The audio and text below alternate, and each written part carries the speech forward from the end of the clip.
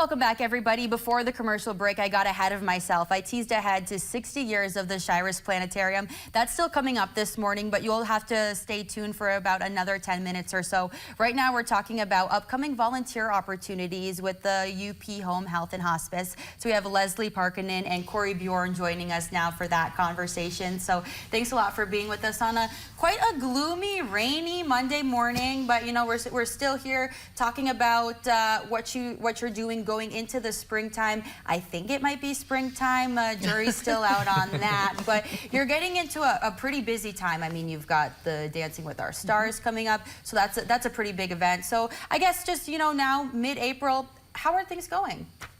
Things are going great. You know, we are busy year-round, but in springtime we do have a tendency to see, I don't know if you're like me, in the springtime I'm going, I have so much time on my hand, there's so much daylight, what can I do differently? How can I be a better person? Yeah. All those of things as I come out of my wintertime slumber. And so that's where volunteering comes in. You know, I usually end up picking up more things to do during the springtime. So that's what we're also hoping for, is that there are people out there who don't really understand how important volunteers are for hospice. I was a hospice volunteer myself in high school, and really how great that can be for the families and the community. And Leslie, as the volunteer coordinator, how do you see volunteer participation shift or fluctuate throughout the year? Well, actually, this week is Volunteer Appreciation Week, so we celebrate them.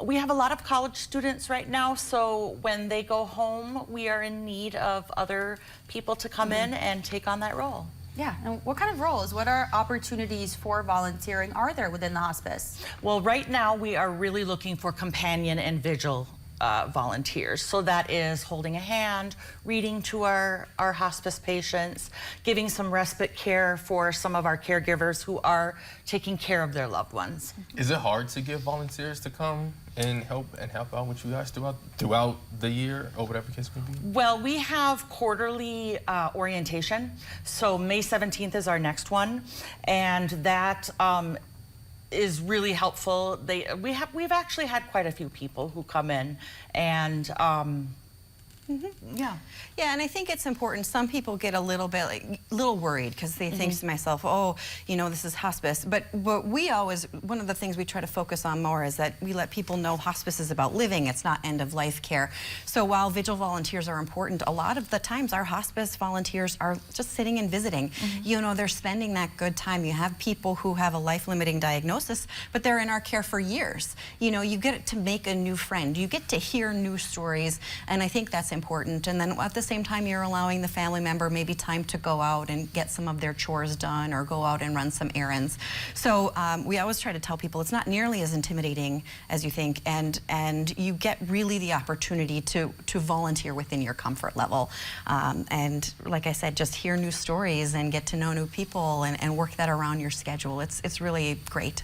Now, as schools prepare to let kids out for the summer, I'm curious if there are any opportunities for maybe high school students or families as a whole to kind of volunteer together over the summertime. Yeah, I think if we had people and they said, you know, I want to, you know, teach my child how to give back to the community, it's so important. If that is something you're interested in, what we would love for you to do is just give us a call, and those would probably be more of a project-specific type thing. You know, if you said I wanted to be able to go into the homes, you know, we would have to work that out. But in most cases, it might be maybe you want to rake one of our yards, maybe you want to do some outdoor yard work, maybe you want to go in and do some chores, maybe you want to help with one of the other educational projects that we have going on through the years. There are lots of opportunities regardless of ages and ability. And as you mentioned just a couple of minutes ago, there is an orientation, a volunteer training coming up. We're going to take a commercial break, but if you stick around, we will come back from that. We'll talk more about the details of that orientation, how you can attend. Plus, we'll be talking about a grief support group that you can get involved in, so stay with us.